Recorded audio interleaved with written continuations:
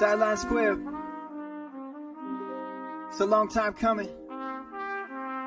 Steve, Andrew, what say you? This is the sideline, yeah. Funny, it's my time then. Put me in right now then. Squib, squib, boy. This is the sideline, Funny, it's my time then. Yeah. Put me in right now then. Squib, squib, boy. This is the squib, info stick up to your ribs. Chips be coming with that dip. Go ahead, put it to your lips. My oh my, that is delish. Victory gon' taste like this. Y'all bought that big ol' boat, but these boys built you a bridge. Sit down and take notes. If you want you a trophy. What's up, everybody, and welcome back to another episode of Sideline Squib. I'm your host, Steve Silvestri, back with co-host Andrew Lehigh, and we have our second annual awards prediction episode. So, Andrew, how are you doing tonight? Doing good. Actually, I want to start saying doing well. I think that's actually grammatically correct. So, I'm doing well, Steve. How are you? Oh, I'm doing great. It's been a good week. The opening cards are going awesome. I freaking love it. Got to hook up from a guy just down the street. We talked about that on one of the other episodes, or actually, I think I talked about it during the card break, but it was absolutely awesome. It's been a good week, made some money, and had some fun doing it. So, yeah, overall, it was a good weekend for the sports world, or at least for myself. And I got tug along. One of my buddies asked me to join him in one of his high stakes league. It's a redraft league. So I got there and I was like, sure, I'll show up. Why not? I got the permission from the wife. Dude, this thing was decked out. I mean, they had catered meals, saltwater pools. Like, these guys were freaking. I mentioned money, and they were like, oh, here we go, money. Like, these guys were decked out. Didn't know anything about football. So I told him I'm getting a piece of that pie. If I'm helping you, I'm getting a piece of it. So other than that, it was an overall good weekend. This week has been, the beginning of the week has been tough with work, outside of work and getting everything ready for the website. We've been really grinding behind the scenes. Our DFS stuff's up, our private pages are up, all of our betting sports, and all our writers are working real hard behind the scenes to get everything ready for this week. So it's a big week for Sideline Squib team and sidelinesquib.com. If you haven't checked this out, swing over to sidelinesquib.com and check out all that we have to offer. Absolutely, man. We have been, dude, like, this show has been super important. We wanted to get this show up. We actually have another podcast, like, literally we are guesting on in literally 15 minutes. Yeah. But we want to get this show up. But we also have so many other things going on. We just partnered up with Prize Picks, which is a DFS platform that eliminates the sharks, eliminates the optimizers. You're not playing again. Steve and I can enter the same lineup and both win. It's freaking awesome. There's no any worry about overlays or ownership percentages or any of that kind of stuff. It is freaking awesome. I'm going to have a whole article breaking that the whole platform down, posted on sidelinesquib.com. But if you use promo code SQUIB when you sign up with Prize Picks, they'll give you a 25% first deposit match up to $1,000, and you are automatically entered in a 2-pick entry to win $50. And I'm going to give you my first lineup for Thursday night, my first picks lineup for Thursday night for free. So you can literally sign up, use code SQUIB, use my picks from the free article, and win yourself $50. It's pretty sweet. So. We've been working like crazy, man. We're working like crazy. So, and just before we get into this, can we just take a second and recognize that this is our second annual? Yeah, I know. What? We're already doing this. This is the second time we've been able to come on here and put on officially been going strong for a year. And sick, man. The goals we set for ourselves this time last year by far succeeded where we thought we were going to be. Never thought we'd have this many followers, listeners, website, writers, any of that stuff. We did it as a hobby, and it still is a hobby, and it's fun. I think once it becomes not a hobby is when the interest starts to fall off a little bit. So You're right. We're second year into this, and man, we got some stuff up our sleeve. We're a lot more prepared than we were last year. That's for sure. Amen to that. So looks like we just got the invite to the next show. So let's go ahead and jump into this. Let's jump into our annual. This is our second annual predictions award ceremony. Let's start it off with where do you want to go? Start from the bottom. Let's go comeback player of the year. Comeback player of the year. What are you thinking for comeback player of the year this year heading into the 2020 season? So last year I went with Dalvin Cook, And had he not injured himself again, he might have won that as well. So I'm kind of going back into the well a bit when it comes to comeback player of the year in regards to injuries and potentially playing a full year of healthy and playing up to his potential. And I'm going to go with Matthew Stafford, the Detroit Lions quarterback. He is the favorite to win comeback player of the year. It's not going to be a super big surprise if he was to end up winning one, but I do think he has the unbelievable talent as well as the talent around him to succeed both in statistical and wins. He has an unbelievable fourth quarter comeback, last drive comeback record as well. So he plays to the theatrics a bit. So he's a good guy to root for. He's obviously with his whole his family situation with his wife, as well as himself as far as the risk he takes by playing football in regards to his back situation. So an easy guy to root for, an easy guy to win a comeback player of the year. And I think I have big expectations for Matthew Stafford, both in fantasy and in regular football. I think they're a completely different team. Almost goes without saying whenever he's at quarterback. So really, really excited to see what he can do. And make it short and sweet for you. Matthew Stafford will be my comeback player of the year prediction. Yeah, and I love that. I'm sticking with a similar situation. Similar player, different situation. I'm going with a guy that's actually switching teams, coming into a new offense that's filled with nothing but young, extremely talented players, and that's Melvin Gordon. I think this year he's coming into a spot where he wants to bounce back. He needs to prove himself, and that offense is built with, like I said, that young core, even from the quarterback down. Everyone in that offense, Drew Lock, KJ Hamler, both the tight ends, and, Jerry Jeudy. So he's going to be paired up. He's going to be splitting time with Phil Lindsay to start the season. But I think his veteran presence, he should see a little bit more time on the field, especially if he comes out of the gates firing with that, that prove it attitude that I need to show the Chargers what I'm actually made of. I should have got paid type of thing. It's a good bounce back situation for Melvin Gordon. I hate to see it in the AFC West, but he's primed to definitely put that team on his back and help build those young guys on that Denver offense. Yeah, completely agree.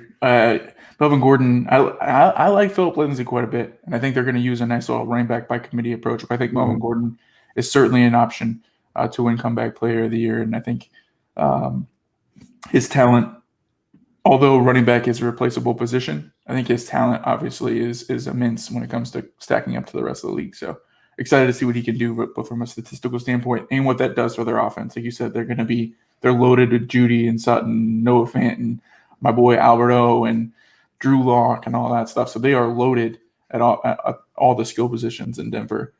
Really, really intrigued to see what they can do with another new little weapon with Melvin Gordon. Going to be exciting for Denver. So something we don't talk about a lot is defensive players. Who do you like this year as a defensive rookie of the year? Yeah, I'm not at all going to surprise anyone with this pick. Chase Young is a animal. He said the other day that when he puts his helmet on, he turns into a different person, and I believe it. The guy is a freak, a game wrecker, definitely a Von Miller, Khalil Mack type of player when it comes to just what he does to a game plan. Speaking of Von Miller, who is also Denver Broncos, we were just talking about, his season looks to be over with, but that type of player coming into the league, ready to go. I mean, he's a Joey Bosa, Nick Bosa type of talent right now as far as the youth and what he brings to the defense. And I think that Washington team is a very underrated defensive line. I think that's something that Chase Young is going to be able to make a name for himself very, very quickly in the NFC East. Yeah, I agree. I think he's one of those players that's going to come out much like Nick Bosa, that top defensive end was coming out last year. And I'm actually sticking along the lines of one of these top talents too. I mean, I was hoping this guy fell to the Raiders. Obviously, he didn't. But Isaiah Simmons, I think the Cardinals absolutely nailed their whole draft back in April. He's from Kansas, by the way. What? Isaiah Simmons is from Kansas, by the way. Oh, is it? Mm-hmm. Like they absolutely nailed it, and they got what looks like the most versatile all-around defensive player in the draft. At Clemson, he showed the consistency that I think is going to be needed in that NFC West. You're going up against some stud tight ends. He's going to be locking down. Last year Arizona had the worst DVOA against tight ends, and now you get to pair up against George Kittle, Greg Olsen, veteran. So I'm really and then we'll get to it in a different show, but the Mosh Posh in LA at the tight end position. But since 2004, 7 linebackers have taken home the defensive rookie of the year. And I think this is a perfect setup for him to take home number 8 for the linebacker group. I mean, the way I look at it, and I think what led me this way the most is Russell Wilson. You know, Isaiah Simmons is sneaky fast. He played safety in college in a big school. I think they can use him to disguise blitz coverages and different packages on the offense and use his speed to kind of keep Russell Wilson at bay. So I think if he plays right and that defensive coordinator finds a way to utilize him, I think he has a very good shot at becoming defensive rookie of the year. Love it. Isaiah Simmons is an easy guy to root for as well. There's a lot of young talent coming into this league, man. I'm really, really, really excited for both sides of the football. Really sucks about Derwin James with the Chargers.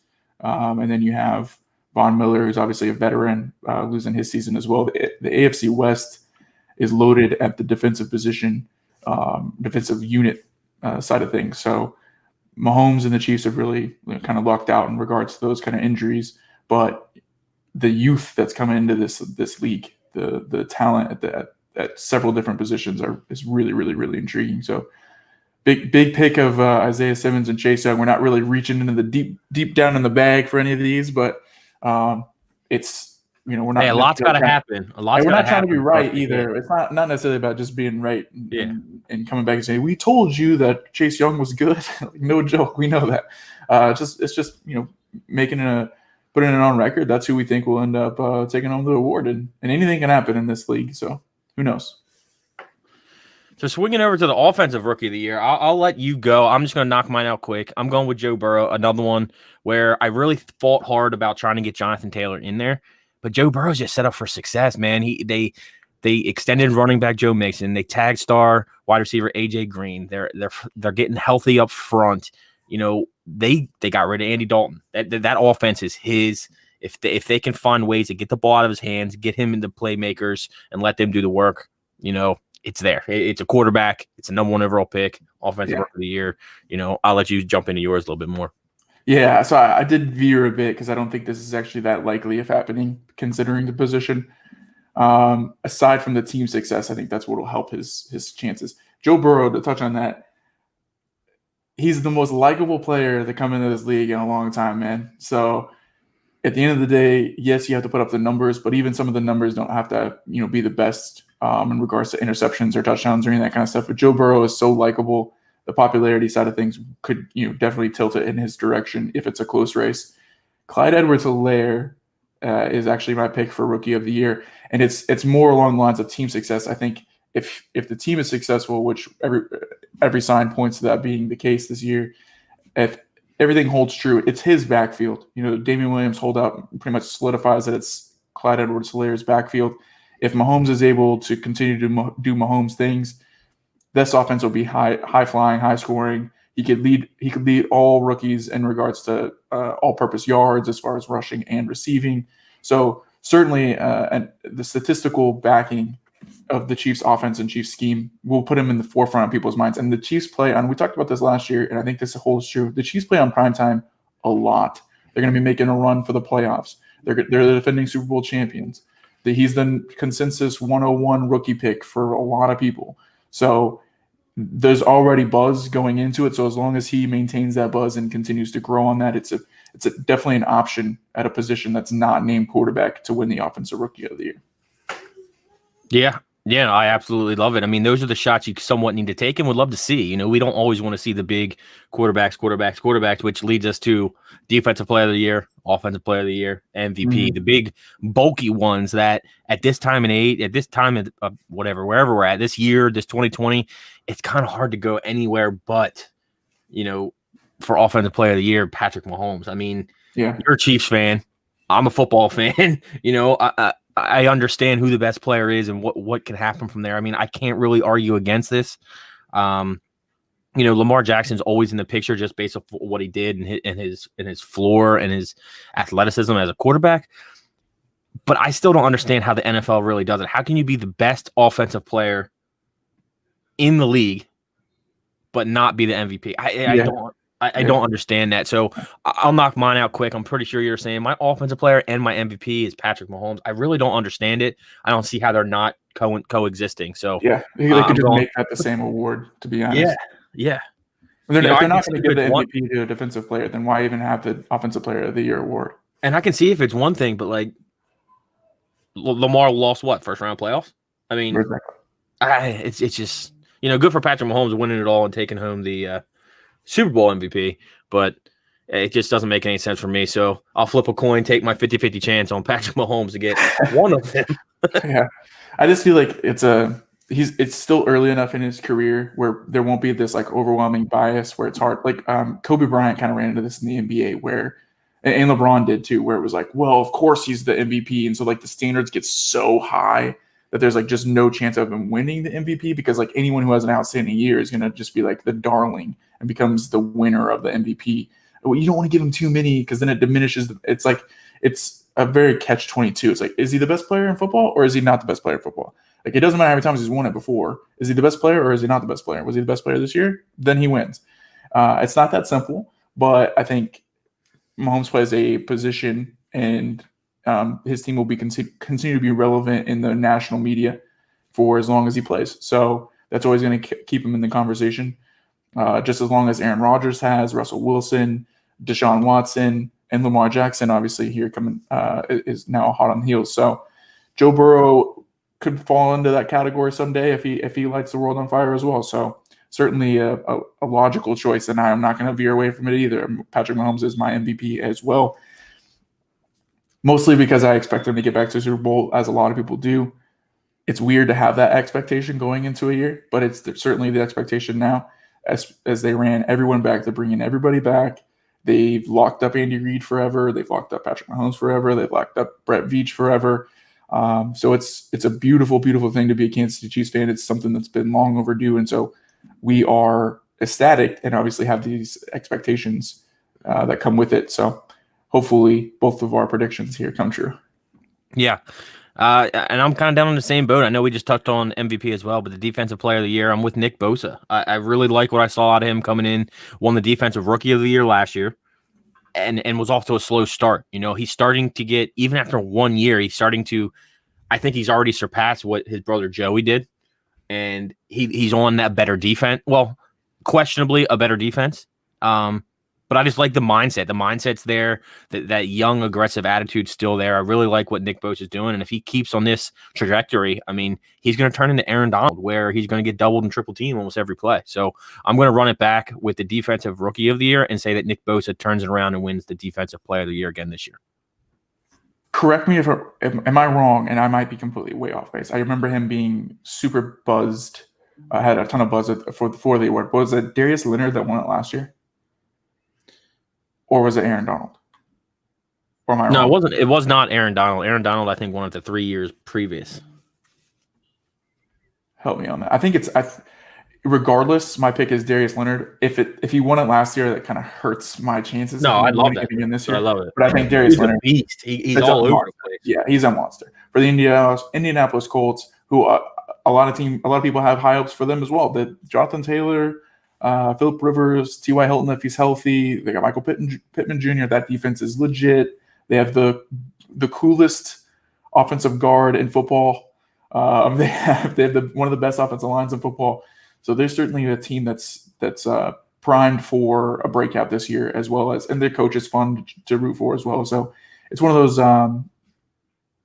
those small market teams that has an opportunity to have a star player win a really, really important award, which is Defensive Player of the Year. So I think Darius Leonard certainly could end up securing that title. Defensive Player of the Year is an interesting one for me because it's much more difficult to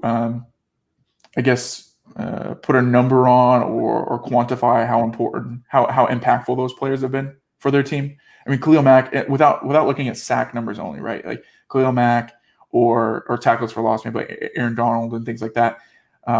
Without the obvious selections like those two and Von Miller, if they play a position that doesn't immediately sack the quarterback as their number one objective, then it's very, very tough for me to like quantify and really understand how impactful they've been for their team as an individual until they go missing, which obviously you don't want that to happen. You don't want any of them to get injured or get traded or any of those kind of things. So Darius Leonard makes the most sense for me because I think he's the most overall talented player not named Aaron Donald or Khalil Mack. Yeah. No, I like Darius Leonard is all over the field. I mean, IDP leagues, he's top off the board every single time. Just about every single time. Stat filler, man. Just a big old box score filler.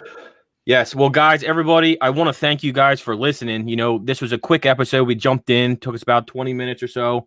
Andrew and I always like to get it out there ahead of time. So this will be, 1, this show is live, and 2, it'll be posted for everyone listening via podcast platforms tomorrow morning. So you can listen to it before the season starts. You know, it's a fun little thing we do.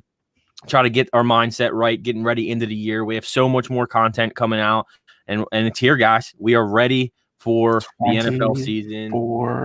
We are ready. Week 1, tomorrow night. Guys, go check out the website, sidelinesquib.com. You can find all of our information over there. Anything you need from articles to rankings to sports betting tips and tricks to DFS, merchandise, all that stuff. So swing over and check us out. Andrew, I know you're excited. But guys, a little promo here as well.